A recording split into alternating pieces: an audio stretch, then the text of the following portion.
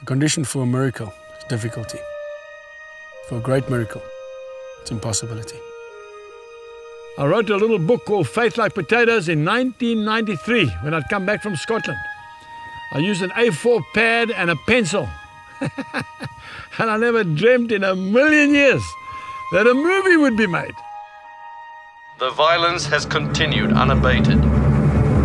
Vigilante factions have taken law into their own hands.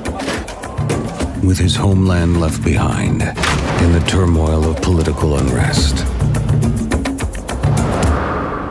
one man must take his family and start a new life. Welcome to our new home. We're like gypsies now, gypsies in the Garden of Eden.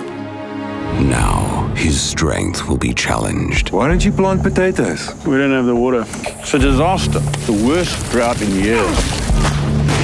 His courage will be tested. Feels like I'm getting nowhere. I'm trying my best, but it's just work, work, work. And his faith will be transformed.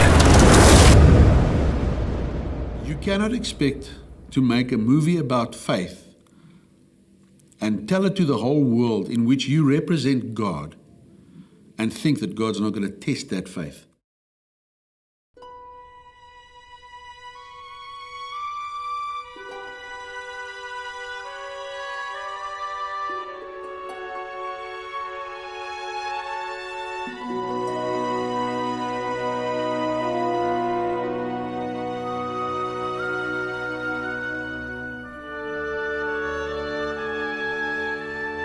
I flew to Los Angeles, I flew to England, all over South Africa looking for the funding.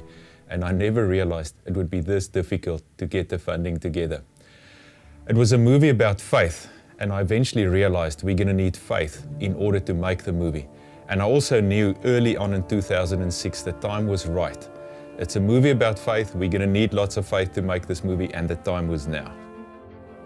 A test of faith. We flew down to the Natal Midlands with a crew and a cast and equipment and trucks coming from Joburg and Cape Town with no money in the bank.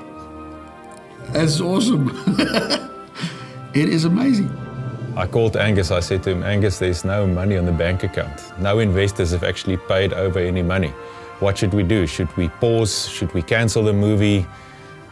Help, please. And he said, no, but if you look behind you, you'll see that the boat is already sunk. You're walking on water. Keep walking. So we prayed for money all the time because we had to do that. You know what? And God provided on a weekly basis. Week after week, we got more investors on board until we could eventually pay for the entire movie.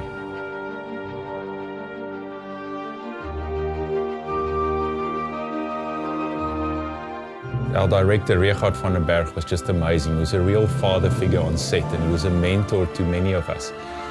He managed to pull together a really amazing team of experienced head of departments. Like, for instance, Dave Arnmey, the director of photography. He won so many awards for his cinematography and Faith Like Potatoes. A real gentleman with amazing experience. Kirsten Balwise was our line producer, and she managed to keep the office together somehow amid some massive pressure. She was just amazing. And Angus's daughter, Jilly, was our local coordinator in Greytown, and she managed to rally all of Greytown together. It was amazing to see how many people in Greytown actually got involved and volunteered their services. Our main street, which was called Pine Street in those days, they literally closed the main street for the film crew. The local church where Jill and I gave our lives to Jesus, they gave them the keys and said, help yourself. We went to the hospital. The whole hospital turned out to help in whichever way they could. The extras, they just came on board. They were quite willing just to come and to be part of. So the whole town was involved. And every aspect of the town, the black people, the white people, the Indian people, the colored people. Faith Like Potatoes is Greytown's movie.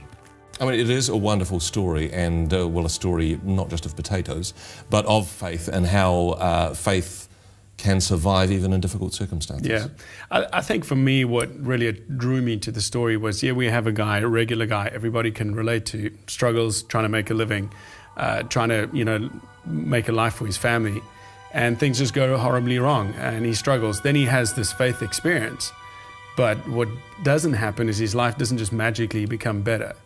In fact, harder things happen to him, but it's how he responds to life that changes everything. And it's really Christ in him that changes everything. I think that's maybe one of the reasons why the movie has done so well. It's such a real movie. There's nothing fictitious about it. As it was, that's how it happened. You know, and 10 years later, it's just amazing to still receive so many emails and testimonies from all around the world of people telling us how Faith Like Potatoes impacted their lives. It's just phenomenal. Because they can identify with it. You see, this wasn't a case of Superman or Batman or Spider-Man who flies. This is a real man who breaks down, makes mistakes, swears, repents, cries, fights, and every man can see himself in it. I remember, I think it was Frans telling me one of the premieres, after the movie had been shown and the lights came on, I get emotional telling you this, nobody moved. No one wanted to go. And apparently at another premiere, a man stood up in front of everybody and said to his wife, "How dare you tell these people about my private life?" He thought that the film was about him. But you see, it was so real. And even the women and even the children could identify with it. Kids love that movie, and it is quite gruesome because it's so real when we lost our little nephew, Alistair. But it's changed a lot of lives. Yeah, it's interesting. It actually, you know, when we shot the movie, we didn't know it was going to be a smash hit. We were just making a movie because we thought it was a great story. And it was quite a surprise when it actually turned out to be quite a big hit. And I think that kind of happened when Sony Pictures in the US picked it up and distributed it worldwide, and it really just took off from there. I think, conservatively speaking, over 400 million people have now seen the movie in more than 17 languages, and we've sold more than 4 million DVDs around the world. That's incredible figures if you take that Faith Like Potatoes was a non-American movie shot on a fairly small budget in South Africa.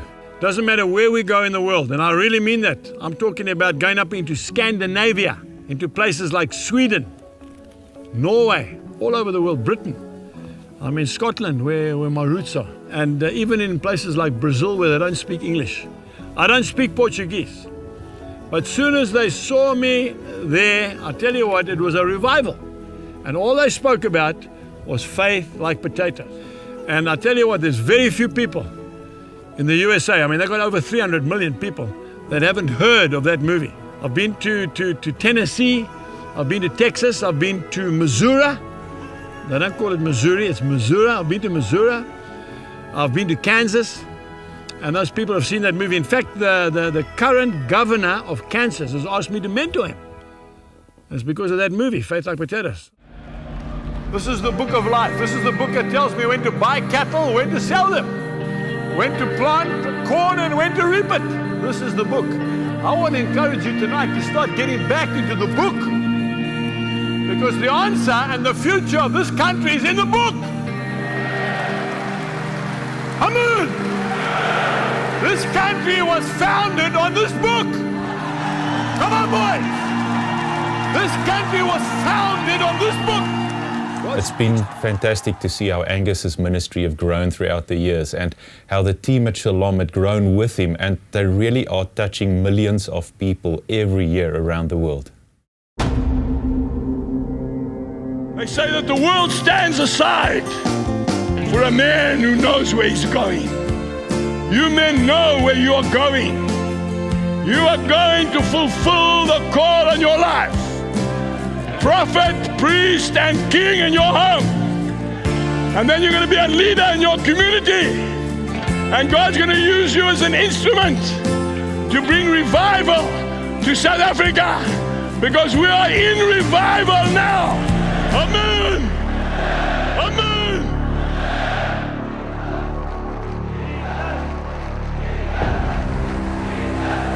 Jesus!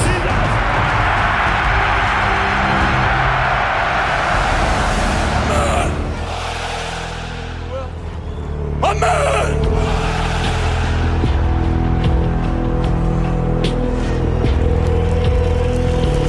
Jesus!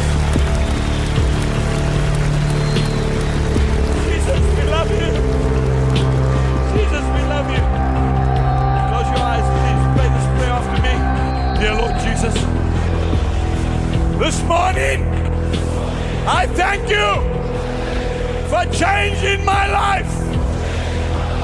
I will never, ever be the same again. I repent of a spirit of fear. I ask you to fill me with the love of God.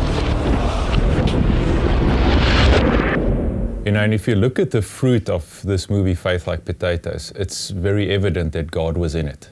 He anointed the movie for a time such as that, back in 2006, and 10 years later, it's still having impact around the world. And the amazing thing is that there's not one person who can claim that he or she did it. It was a team effort by people put together by God for this specific movie. It was just amazing. It's such a privilege to be able to be a part of this, to be some small part in this wonderful organization that came together to make Faith Like Potatoes and get it out throughout the world in this team.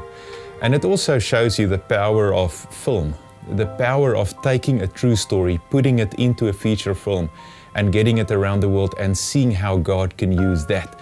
And that excites me because we've got many other similar stories that we want to tell in the future, and we're hoping that that would continue to impact millions, if not billions of people around the world. An absolute miracle. And that's why I believe that Jesus Christ is alive. And I also believe that Jesus uses nobodies like us in South Africa to literally confound the whole world. And the testimonies that I've been having over the years of little children that have given their lives to Jesus Christ, of men that have been reunited with their wives, of men who have been going bankrupt and thinking of suicide, have been pulled back from going over the edge because of that little movie. Yes, it changed my life completely. To be able to make a movie and say that I know the creator of heaven and earth is involved with this film, I mean, how awesome can you get? It's got to do something. This film's going to touch the lives of people. It's going to change the lives of people, and people are going to watch. You're going to get the people who look at the thing and say, it sucks, it's rubbish. And you're going to get the people who look at this film and they're just going to break in contriteness before the Lord. So that movie has done amazing, amazing work. Work that you and I will never, ever know about until we meet Jesus in heaven one day. You know, the word says that we will overcome him through the word of our testimony and the blood of the Lamb. I think the word of our testimony is a crucial part of overcoming in this life and in this world. Testimonies. That's why the story had to be told. It's a testimony. The violence has continued unabated. Vigilante factions have taken law into their own hands. With his homeland left behind in the turmoil of political unrest, one man must take his family and start a new life. Welcome to our new home. We're like gypsies now. Gypsies in the Garden of Eden. Now, his strength will be challenged. Why don't you plant potatoes? We don't have the water. It's a disaster. The worst drought in years. His courage will be tested. Feels like I'm getting nowhere. I'm trying my best, but it's just work, work, work. And his faith will be transformed.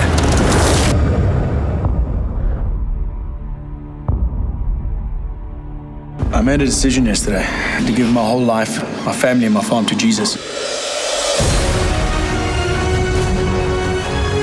Something's changed in my heart.